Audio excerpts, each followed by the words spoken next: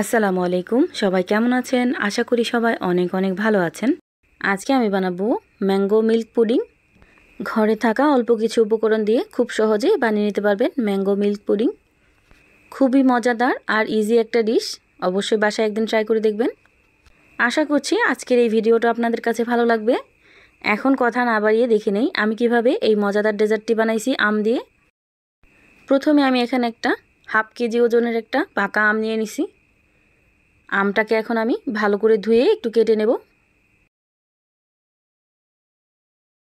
এই তো আমটা আমি এইভাবে কেটে নিছি। এখন আমি এই সম্পূর্ণ আমটা ব্লেন্ডার জগে দিয়ে দিব চোকলাটাকে ছাড়িয়ে।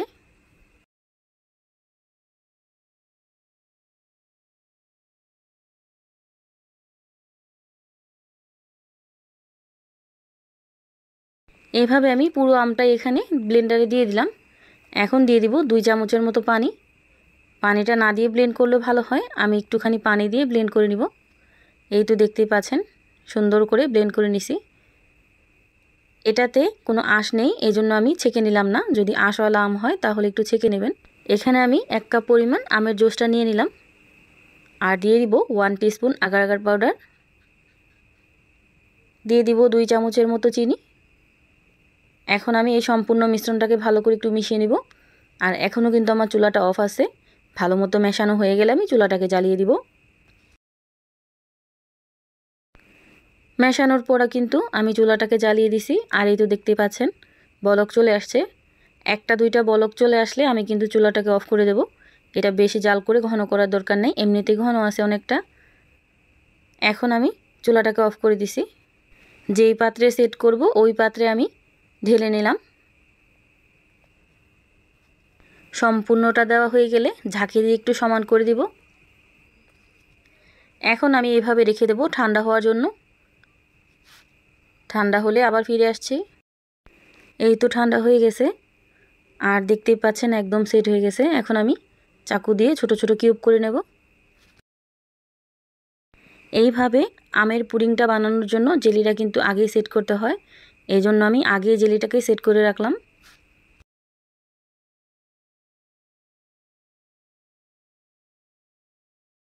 এই তো দেখতেই পাচ্ছেন একদম পারফেক্টলি জেলিটা কিন্তু রেডি হয়ে গেছে। এখন আমি দুধটাকে রেডি করব। এখানে আমি প্রায় 1.5 কাপ পরিমাণ লিকুইড দুধ নিয়ে নিলাম আর দিয়ে দিলাম 1 টিস্পুন আগার আগার পাউডার আর হাফ কাপের কম চিনি। চিনির পরিমাণটা আপনারা বুঝে তারপর দিয়ে দিবেন। এখন এই সম্পূর্ণ মিশ্রণটাকে ভালো করে একটু মিশিয়ে নেব।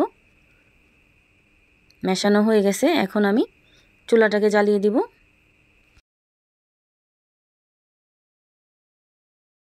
দুধটা বলক আসা পর্যন্ত অপেক্ষা করছি।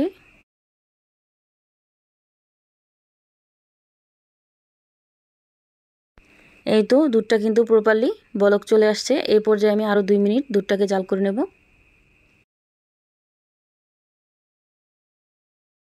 এই তো 2 মিনিট হয়ে গেছে। এখন আমি এখানে 2 ফোঁটার মতো অরেঞ্জ ফুড কালার দিয়ে দিলাম। চাইলে এটা আপনারা স্কিপ করতে পারেন, দিলে কিন্তু খুব ভালো একটা কালার আসে, এই জন্য আমি দিয়ে দিলাম। এখন আমি কালারটাকে ভালো করে একটু মিশিয়ে চুলাটাকে অফ করে দেব। পুডিং বানানোর জন্য এই দুধটা কিন্তু একদম পারফেক্টলি রেডি হয়ে গেছে আর আমি কিন্তু চুলাটাকে অফ করে দিছি। এদিকে যে আমি আগে থেকে যে জেলিটা টুকরো করে রাখছিলাম, এই জেলিটা এখন আমি যেই পাত্রে সেট করব ওই পাত্রে আগে থেকে আমি সবটুকু দিয়ে দিব। এখন দিয়ে দিব জাল করে রাখা দুধটা। এটা কিন্তু গরম অবস্থায় দিতে হবে, ঠান্ডা হলে কিন্তু একদম জমে যাবে। সবটুকু আমি কেচে কুচে দিয়ে দিছি। এখন একটা স্প্যাচুলা দিয়ে ভালো করে একটু নেড়ে চেড়ে দেবো যেন একসাথে দলা পাকিয়ে না থাকে। এভাবে ভালো করে একটু নেড়ে চেড়ে এখন আমি ঠান্ডা হওয়ার জন্য অপেক্ষা করছি। ঠান্ডা হলে কিন্তু খুব ভালো করে এটা সেট হয়ে যাবে। এই তো দেখতেই পাচ্ছেন একদম জমে গেছে। এখন আমি এটাকে মোল্ড আউট করব। আর দেখতেই পাচ্ছেন কত সুন্দর করে সেট হয়ে গেছে। এখন আমি একটা চাকুর সাহায্যে সাইড থেকে একটু ছাড়িয়ে নিব, তাহলে কিন্তু ইজিলি উঠে যাবে। এখন আমি যেই পাত্রে সার্ভ করব ওই পাত্রে ঢেলে নিলাম। আর এই তো দেখতেই পাচ্ছেন কিছুক্ষণ পর আপনি আপনিই পড়ে গেছে। আর দেখতেই পাচ্ছেন কতটা লোভনীয় হয়েছে মাশাআল্লাহ। এখন আমি একটু কেটে দেখাই। আজকে আমি বানাবো লেচু দিয়ে জেলি। এভাবে লেচু দিয়ে জেলি বানালে যে এত মজা হয়, না বানালে বুঝতে পারবেন না। কথা না বাড়িয়ে এখন দেখে নেই আমি কিভাবে এই লেচু দিয়ে জেলিগুলো বানাইছি। এখানে আমি কিছুটা লেচু নিয়ে নিছি। এখন আমি এই লেচুগুলোকে একটু ছিলে নেব। লেচুটাকে কিন্তু আমি আগে থেকে একটু ধুয়ে নিছি।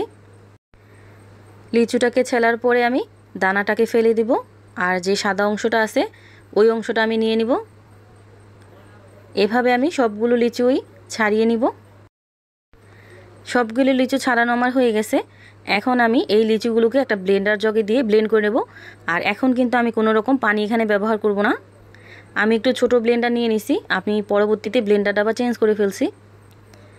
পানি ছাড়া আমি এভাবে ব্লেন্ড করে নিছি। এখানে লিচু ছিলার পরে 1 কাপ পরিমাণ লিচু হয়েছে। এখন আমি ব্লেন্ড করা লিচুটার প্রথম ধাপের যে রসটা আছে ওই রসটা আমি বের করে নেব।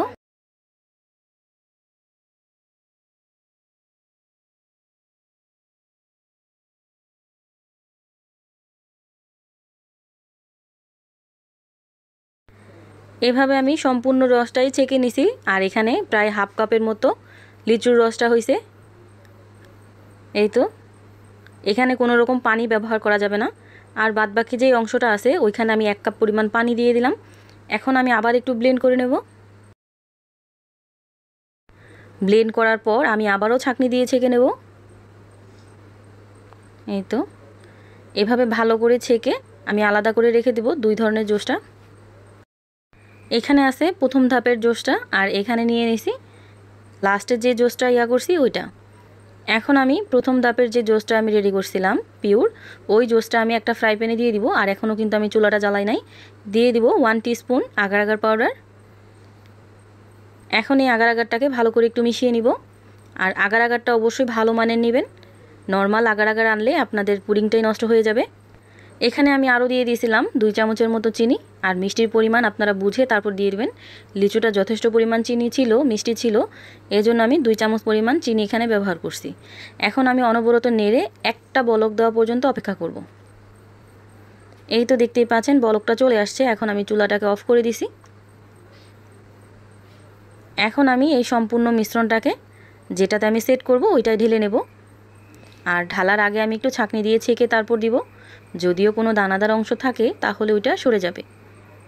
এখন আমি ঠান্ডা হওয়ার জন্য অপেক্ষা করছি। এই তো ঠান্ডা হয়ে গেছে। আর আমি এখন চাকু দিয়ে ছোট ছোট করে কেটে নেব।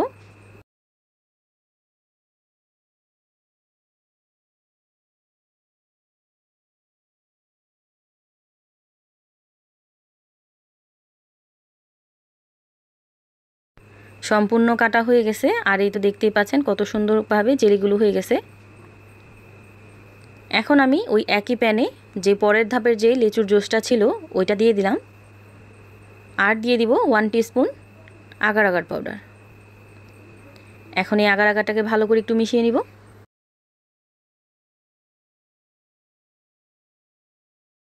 এখন দিয়ে দিব হাফ কাপ পরিমাণ চিনি। এখানে হাফ কাপের থেকে একটুখানি কম আছে, আপনারা মিষ্টির পরিমাণটা বুঝে তারপর দিবেন। এখন আমি বলক আসা পর্যন্ত অপেক্ষা করব।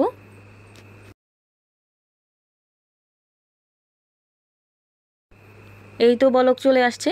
আর এইভাবে আমি প্রায় 1 মিনিটের মতো জাল করে নেব। বলক আসার পরে 1 মিনিট পর আমি চুলাটাকে অফ করে দেব। চুলাটাকে আমি অফ করে দিছি। এখন আমি গরম অবস্থায় এগুলোকে সেট করে নেব। আমি এখানে কাপকেকের বাটি নিয়ে নিছি।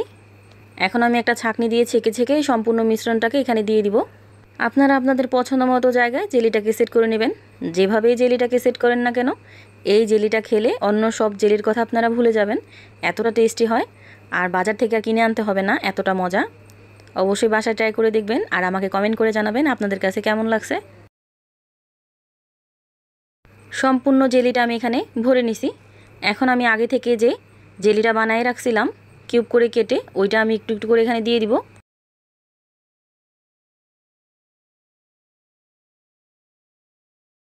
এভাবে আমি সব কটা জেলি আমি এখানে দিয়ে দিছি। এখন আমি ঠান্ডা হওয়ার জন্য অপেক্ষা করব। এই তো দেখতেই পাচ্ছেন ঠান্ডা হয়ে গেছে। আর খুব সুন্দরভাবে কিন্তু সেট হয়ে গেছে। এখন আমি মোল্ড আউট করে নেব।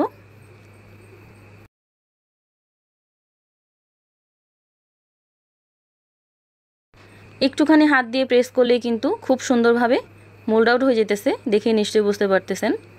আর দেখতে কতটা লোভনীয় লাগতেছে, খেতে তার থেকে বেশি মজা। বাসায় অবশ্যই ট্রাই করবেন। আর এভাবে লিচুর জেলি বানিয়ে দিলে বাচ্চারা তো সবার আগেই খেয়ে ফেলবে। যারা এখনও আমার চ্যানেলটা সাবস্ক্রাইব করেন নাই অবশ্যই আমার চ্যানেলটা সাবস্ক্রাইব করে দিবেন। আর যারা অলরেডি সাবস্ক্রাইব করে দিয়েছেন তাদেরকে অসংখ্য ধন্যবাদ। সবাই ভালো থাকবেন, সুস্থ থাকবেন। আল্লাহ হাফেজ।